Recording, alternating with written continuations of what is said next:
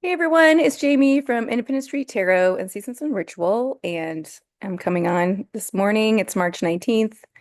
I just want to talk a little bit about the spring equinox. We'll be going into turning the wheel, one more spoke, if you will, on the 20th, 21st, and we're going into the spring season. I pulled cards for that yesterday. I put them in for my Seasons and Ritual seasonal calendar, which should be launching sometime today or tomorrow. I'm going to go see the St. Joseph altars with my friend. So I'm really excited to go see that. We're going to do that this morning. So after that's done, I'll put it up on the website. So one of the things that I want to touch on for the spring is the idea of balance. And I was looking over my notes from 2023, and it also had the theme of balance. And the major energy that's coming in for spring is this story of Neptune, who rules Pisces, been hanging out at that 29-degree mark for a hot minute now, moving into Aries. And Aries is the first sign of the zodiac. So we always say it's the, new year, but it's the zodiacal new year. So, um, things are starting to wake up. So Neptune is moving into Aries. And because Aries is the beginning of the zodiac wheel, it is starting a new chapter. Neptune's journey, if you will, I can't think of the scientific name, it goes through all 12 signs, usually takes 165 years. So we're in another of one of these huge resets. Um, and it is a reset, it is the beginning because Neptune is at the beginning of the zodiac. So Neptune will move into Aries on the 30th of March. He'll stay there until sometime in October, and he will retrograde back into Pisces. And then Neptune and Saturn will move into Aries, and that's when that beginning will start. It's not going to retro back into Pisces.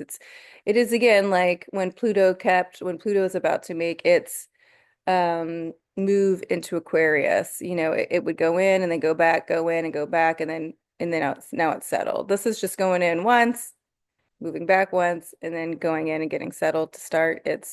It'll stay in Aries for 14 years. So the theme of beginnings and endings, of course, is always prevalent at this time, especially in Christianity, where in Christianity, we're in Lent, I'm in Lent, and then the resurrection, um, Easter, and then Passover as well. So even though, Passover is the Jewish holiday. So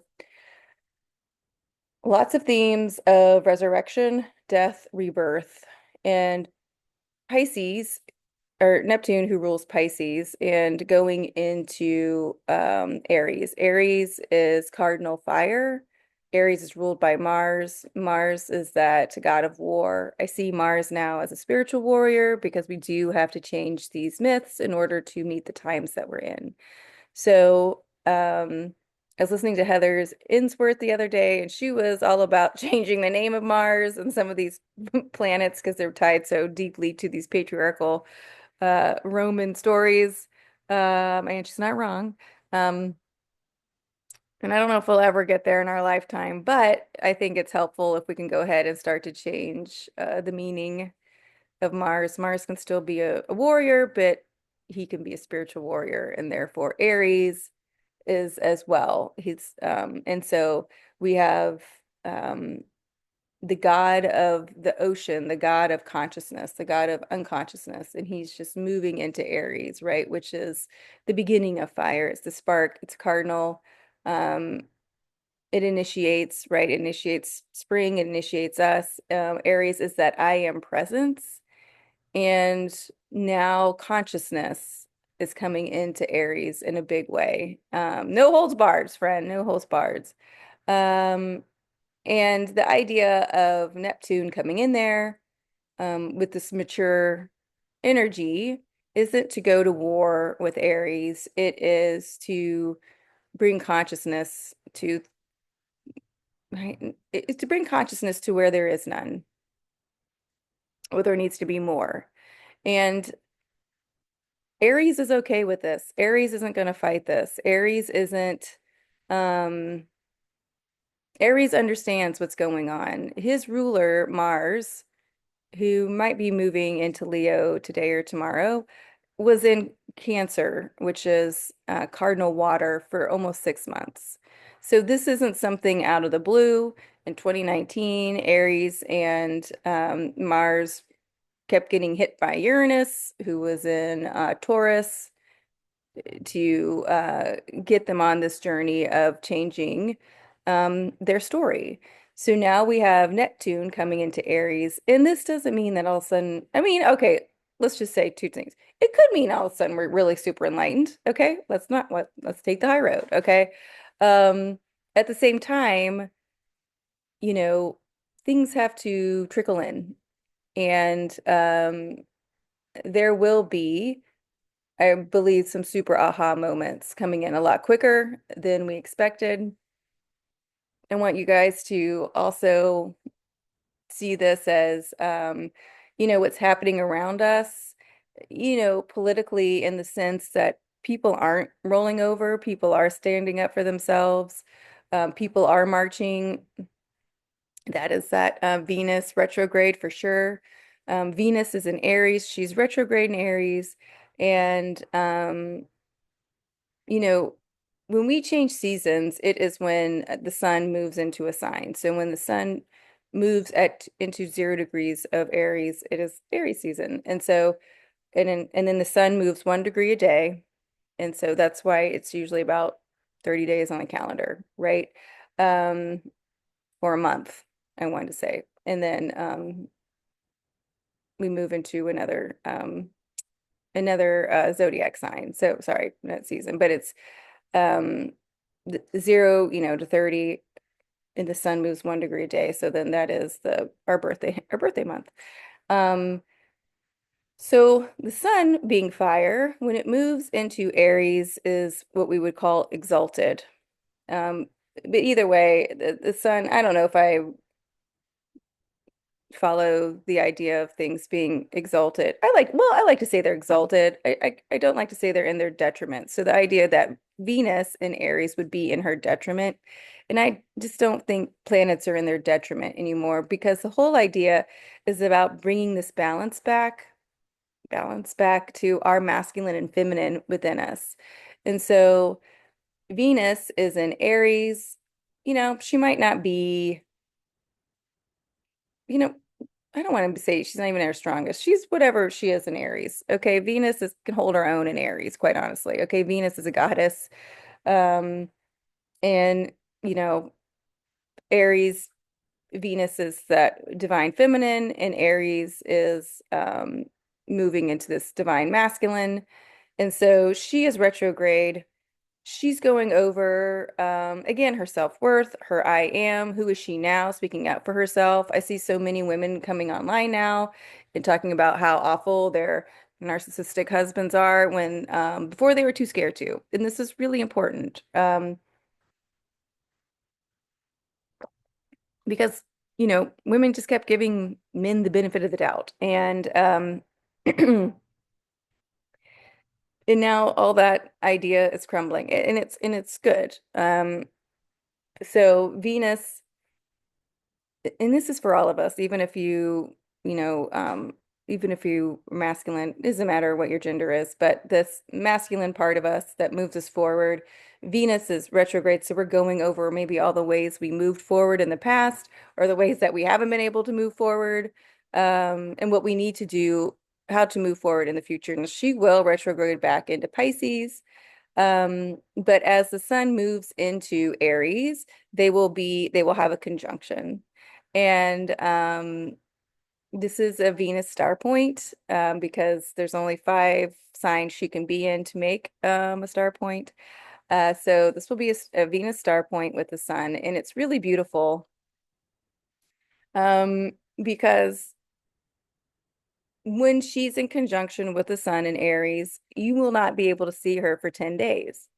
And then when she reemerges, she will become the evening star. So she comes from the morning star into the evening star during the spring. That masculine idea of the sun is there, holding that space for her to almost go through her own mystery to then reappear where she needs to be on the horizon. Now, mathematically and scientifically, can you say, well, actually, Jamie, it's because this, blah, blah. Yes, I can. But being an astrologer and being who I am, we're talking in faith, we're talking in fables, right? And mythology.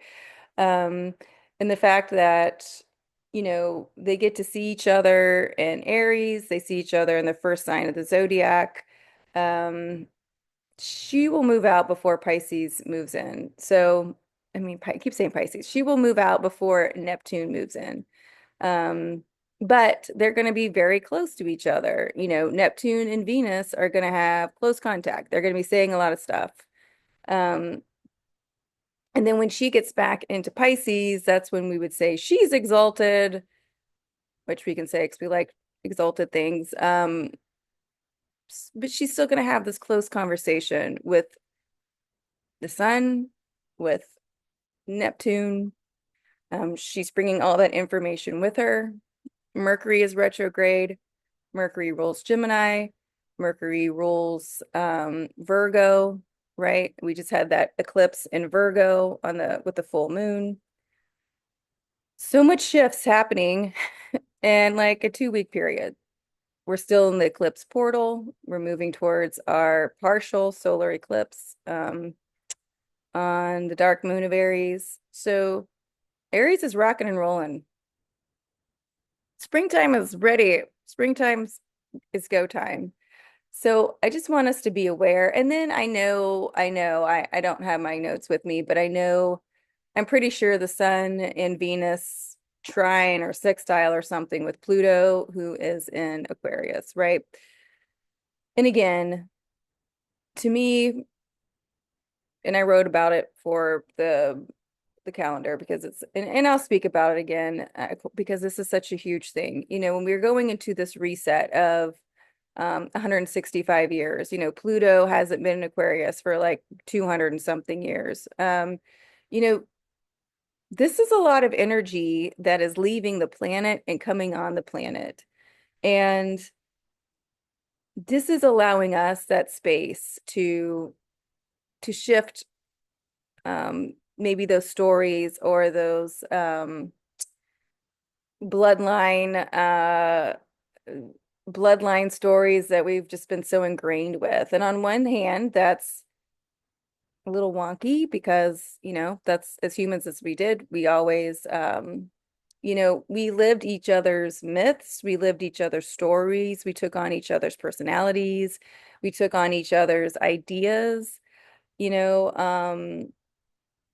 and you could see it, you could see it. And now all those things are falling apart.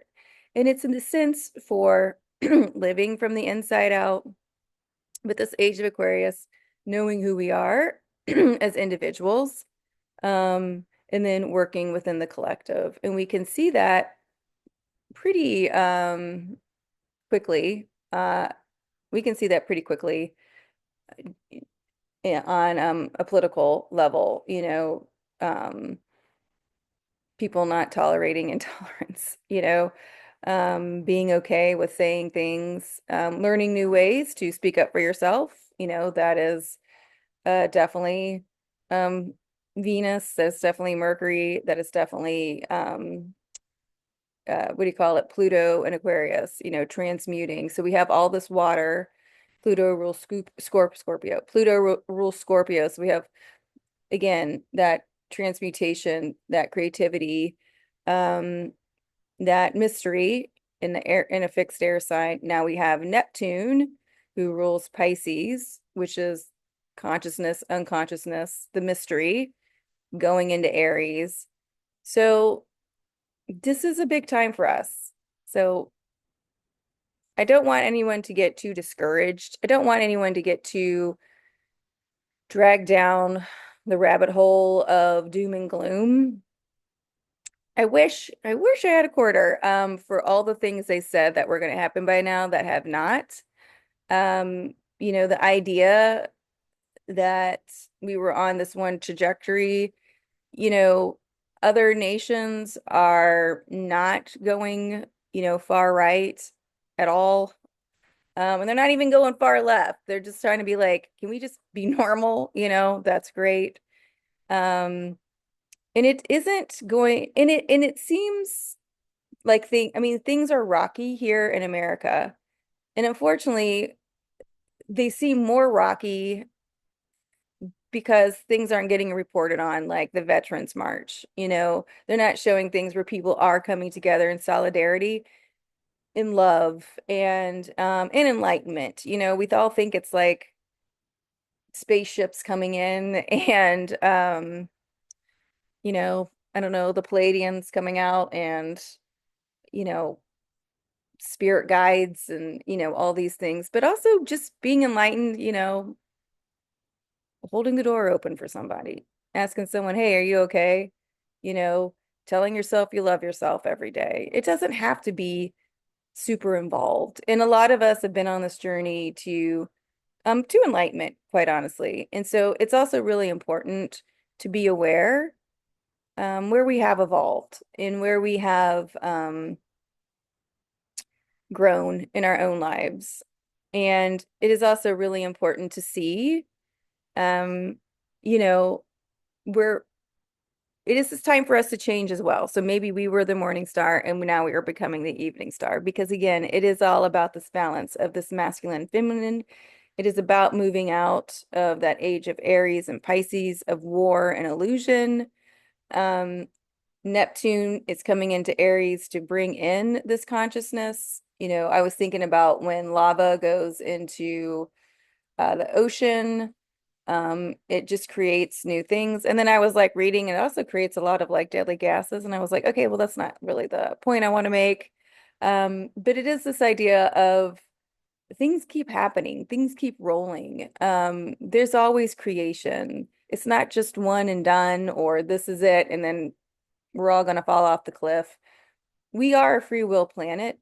We have, we can change our mind. We can become more in balance. And however that looks to you in your masculine and feminine coming together and expressing um, yourself, let it happen, take that time. Um, See the good in yourself, see the good in other people, forgive yourself, all those things.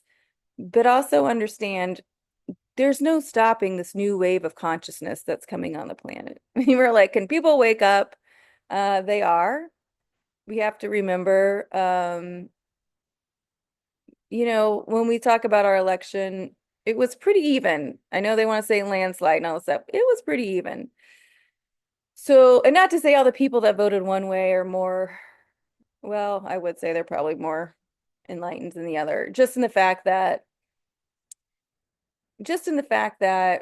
I feel like one side understood the importance of like rights for others, your rights are my rights and vice versa, that kind of thing, not to get too entrenched in that, um but it's also this idea that I've been working with that how do we learn? And people need to go through things to learn those things. But we don't necessarily have to insert ourselves on their journey in order for them to learn those things, right? This kind of goes back to that inside out, where we're thinking, why why are we putting ourselves through this? And a lot of times we don't have to. We can take ourselves out of the equation. We can decide to live in joy. I cannot tell you how many people have told me, Jamie, I've decided to live in joy. I decided to live in joy. And it's great. It's not that they've disconnected from the world. It is just they have decided every day to get up and be joyful, see where they can help out, see what they appreciate in their life, being content, right? Um, Giving gratitude maybe. And these people aren't like um super wealthy. These are just like salt of the earth, normal. Some of them, like everyone else, paycheck to paycheck, and they're just like, F it. I'm gonna be joyful. And I'm like, good. We need to be. And I feel like that is part of our, if people like tests, this is part of our test that we have, especially moving out of Pisces in that deep, Pisces in its lower self is that deep illusion. Can we get ourselves out of that illusion? What do we believe and trust more? Do we believe and trust more how we feel, our thoughts, our actions, what we see outside? Or is it we believe and trust more what someone's telling us? What is being fed to us, whether it's, news, social media, you know, are we going to take that break to reconnect with nature? Are we going to take that break to reconnect with the seasons, right? Are we going to take that break to rebalance our masculine and feminine? Are we going to take that break to get back to seeing what we think about every day and having our conscious and the unconscious become conscious, It's not as hard as we want it to be, but we just have to decide that's what we want to do. Reclaim our joy, reclaim the idea of how we help our neighbors, how we help ourselves. Neptune coming in, it's like, I mean, Neptune is a god, right? And he's coming into Aries, who's not a god. God, like, I mean, Aries is the god. I mean, Mars is the god, right? Aries is uh a smaller god, demigod. I don't know. Um, well, Aries used to be Lord of the Dance. I could say that. And it isn't this idea that maybe Aries and that, what do you call it? No patience, Aries might pop off. But it is just the consciousness of knowing I might not have patience with this, right? Why don't I have patience with this? What about this makes me super irritated and not want to listen to anybody, right? You have this conversation. You're learning how to soothe yourself, right? And this with Neptune coming in. But it's going to start bringing conscious to all the places we need conscious. Aries isn't going to fight it. Mars isn't going to fight it. Mars is getting ready to move into Leo, where he will be also exalted. Um, and these fire signs in water sign, and then we have this, the god of water, if you will, into Aries, into fire. Venus will move back into Pisces, so this is again just all that rebalancing of this masculine and feminine energy. So things might seem a little weird. I know they have. Patrick said they've seemed weird for a while, Jamie. He's not wrong. Um, but I also want just to tell yourself, tell your guys, things aren't on the path that they told us they were going to be on. And on one hand, that should be extremely refreshing. The future is still unwritten. Write your own future. Claim it, as they say. Um, and this feels good for me to say this because it was really hard to talk about this when the astrology was lining up with all these new wonderful beginnings and the energy coming on the planet was coming in so strong and fresh. And then we were just faced with um, a lot of caca, right? And the media wasn't helping at all. So it is time as we move into Aries season, move into this I am presence. Aries rules the head. Neptune's coming in with his consciousness. Um, this is a big time. It's another new start and another new beginning. And we do have to remember we all chose to be on this time. They were saying, this is the end of the darkest period as we move back towards enlightenment. And I believe it. I believe it. I also believe, it takes, and this is science, this isn't just, but Neptune, it takes Neptune 165 years to make one cycle. And so I was kind of doing the math, and this is Jamie math, so you can relax me if you want, but whatever. And I keep saying that we're out of this age of Pisces and into this age of Aquarius. And mathematically and in the cosmos in the stars, we're about maybe 500 years out from the age of Aquarius. But I was looking, and let's say if each age is around 2,500 years, So I was doing the math. We only have three more rounds of Neptune until we move into the mathematical age of Aquarius. And so again, as being an Aquarius and always being in the future, I do think we're there. That's not that far. Now, are we going to live to 165 years? Okay. But I'm just saying, three more rounds and then we're there. We're pretty close, you guys. We're pretty close. So bring in the Sage of Aquarius.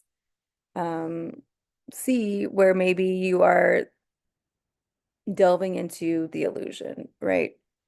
Don't believe everything on social media. I mean, I was working with CapCut. Well, you know what I mean? They do all the stuff for you. I can just put things in. I mean, with some jazzy music and then it goes, right? So be very aware.